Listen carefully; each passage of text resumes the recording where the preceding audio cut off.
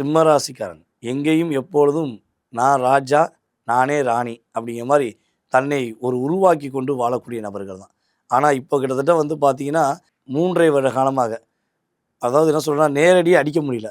துண்ட போட்டு அடிப்பாங்க பார்த்தீங்களா படத்துல, அதே மாரி தான் சிம்ம ராசிக்காரங்கள, உன்ன டைரக்ட்டா என்னால ஒண்ணுமே பண்ண முடியாது. ஆனா சைட்லேருந்து என்னால பண்ண முடியும்னு சொல்லி, இங்கிட்டு சனி பகவான வச்சு செஞ்சாரு. 2வது கேது பகவானும் நல்லா புரட்டி எடுத்தாரு. வாய குடுத்து வாண்டடா மாட்டிக்கிட்டேனப்பா அப்படிங்கிற மாரி, இவங்க லைஃப்ல நெறைய பிரச்சனை, நெறைய போராட்டங்கள்.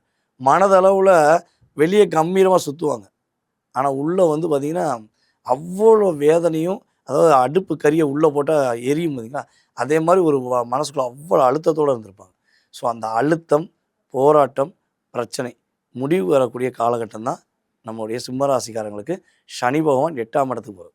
எல்லாருமே என்ன சொல்றாங்க, 8ஆம் இடத்துக்கு போயிட்டாரு, வச்சு செய்ய போறாரு, உன்னைய உருட்ட போறாரு, மிரட்ட போறாருன்னு சொல்றாங்க.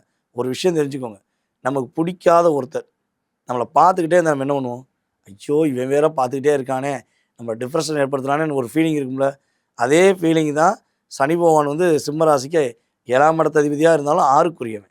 அவன் ஆல்ரெடி என்ன பண்றான், உங்கள பார்த்துக்கிட்டே இருக்காரு சனி பகவான். ஸோ அவரோட டிப்ரஷன், அவரால குடுத்த அழுத்தம் எல்லாமே உங்களுக்கு நெறைய பிரச்சனைய குடுத்துச்சு. இன்னொன்னு சிம்ம ராசிக்கு சனி பகவான் நல்லதும் பண்ணார். உன் கூட உள்ள உண்மையான நண்பர்கள் யாரு, போலியான உறவுகள் யாருன்னு வெளிய கொண்டு வந்துட்டார். தனித்து விடப்பட்டாலும் வெளிய கொண்டு வந்துட்டார்.